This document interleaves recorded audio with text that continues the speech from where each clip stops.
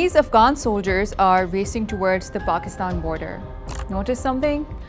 They're driving American Humvees, which the US left behind along with other sophisticated weapons when they withdrew from Afghanistan in 2021. These US-made weapons have been found with terrorist groups like the Tehreek-e-Taliban Pakistan and the Baloch Liberation Army, both groups that keep carrying out terrorist attacks against Pakistan. Now, why the US chose to leave these weapons behind is a different story altogether. But their use, nonetheless, remains a source of trouble for Pakistan. Today's dossier is on how these American weapons have allowed these terror groups to make their operations more deadly.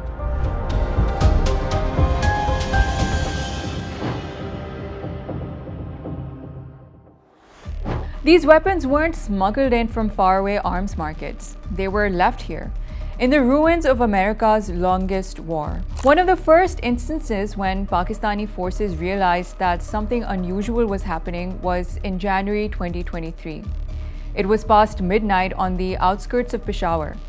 The police thought that the night would protect them, but little did they know that the militants they were fighting were armed with thermal scopes and night vision sights. By dawn, DSP Sardar Hussain and 2 officers were dead. This was the first time Pakistani forces realized that their enemy could see in the dark. Police investigators found American-made night vision gear and long-range rifles at the scene. This wasn't a local gang. These were trained militants equipped with American weapons once supplied for a very different war. That night brought a bitter reality to light. It proved that the latest US weapons have changed the war that the Pakistani forces had been fighting. The terrorists not only gained additional capabilities, but also changed their campaign at the strategic and tactical levels. It meant more freedom for the terrorists to shed more blood. When the US troops left Afghanistan in 2021, they didn't just withdraw. They left behind an arsenal big enough to arm an entire army.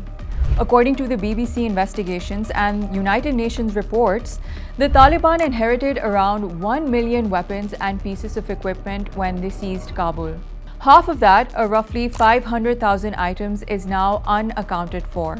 The Pakistan Army estimates the worth of these weapons at $7 billion US. United States' Special Inspector General for Afghanistan Reconstruction, or SIGAR, in its report to Congress this year also said the same.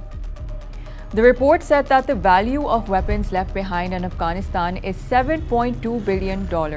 And we're talking about road vehicles, including thousands of MRAPs, as in mine-resistant ambush-protected vehicles, Humvees and armored trucks, small arms including M4s, M16s, M240s, grenade launchers, pistols and rocket-propelled grenades, comms and surveillance gear including encrypted radios, night vision goggles, drones, aircraft that includes UH-60 Blackhawks, MD-530Fs, C-208s and A-29 Super Tucanos.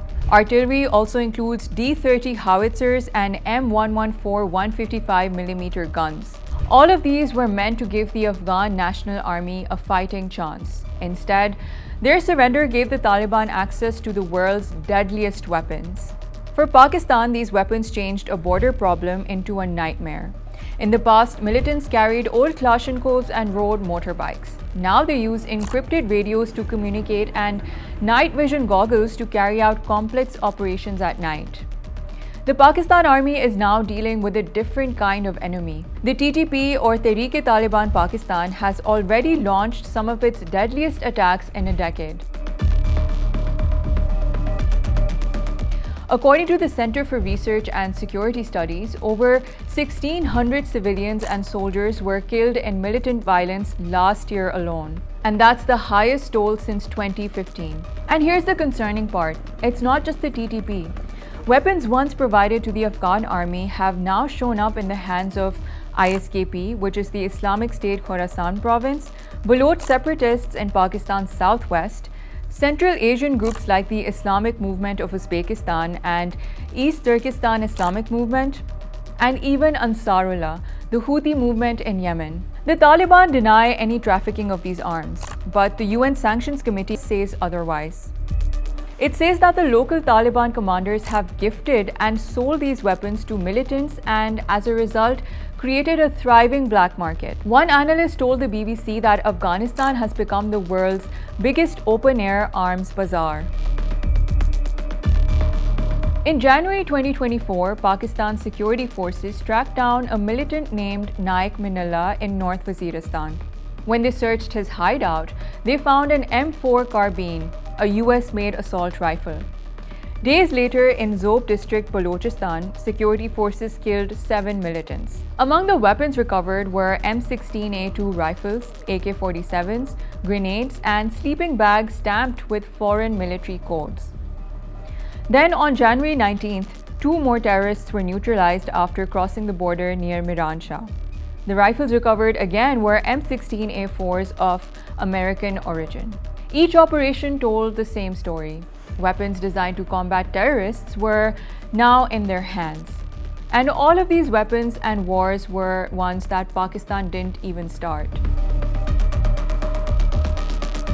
And here's some more perspective. When the Doha Agreement was signed in 2020, it promised peace. The Taliban agreed that they would not allow Afghan soil to be used for attacks on other countries. But that promise didn't last long.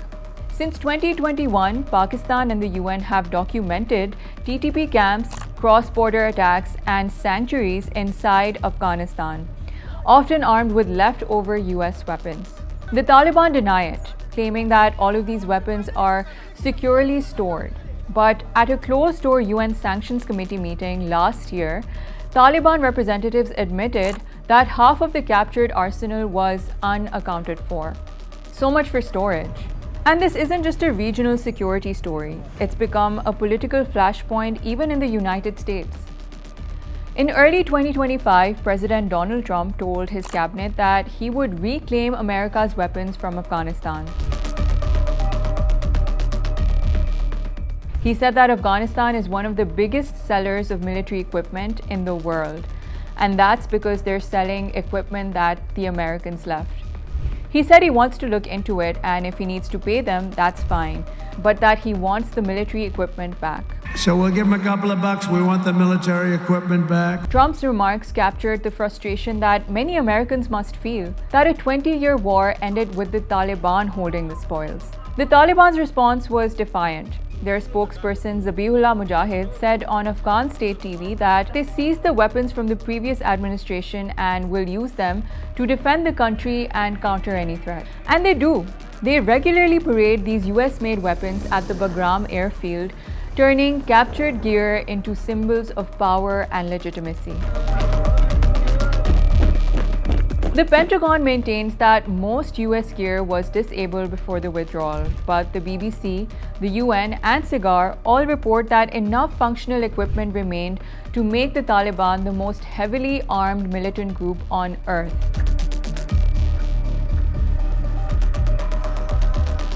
Even John Sopko, the former SIGAR chief, said that any recovery attempt would be futile because the cost would exceed the actual value. And this cost may be financial for Washington, but for Pakistan, it's human. Every TTP attack, every ambush on a convoy, every soldier killed by a bullet stamped "Made in USA" is a reminder of the accountability gap that no one wants to own.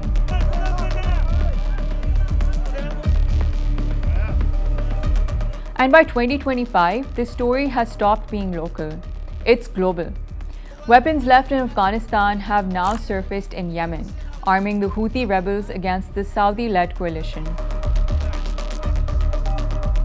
UN experts also warn that Central Asian militant groups like East Turkestan Islamic Movement, which is a group seeking an independent East Turkestan, and the Islamic Movement of Uzbekistan have all gained access to these arms, which raises new fears of insurgencies along borders of China, Uzbekistan, and Tajikistan. And that's how a war that started in one country now destabilizes half a continent. And here's the thing about these weapons. Every rifle has a serial number. Every truck has a plate. Every drone has a registration code. And yet, after 2 decades of the world's most expensive war, no one can say exactly where these weapons are now.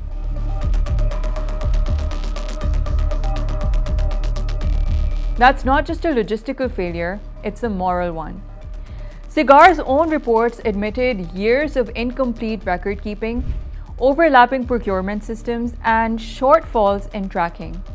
The result is that when the US withdrew, it didn't just lose a war, it lost its inventory. Meanwhile, Taliban commanders trade US rifles on WhatsApp, and black markets thrive from Kandahar to Khost. According to a small arms survey, smuggling in this era is no longer chaotic. It's systematized. After the Taliban takeover, the price of weapons initially collapsed as loot flooded markets. But as control solidified, prices rebounded, especially for high-value equipment like M4s, M16s, and night vision gear.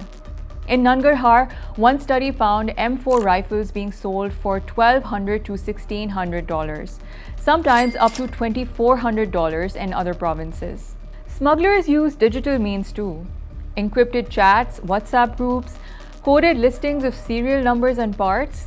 The consequence is that Pakistan's counter-terror forces face enemies who not only have US weapons, but they've also learned to trade them, smuggle them, and leverage them. It's not just about firepower anymore.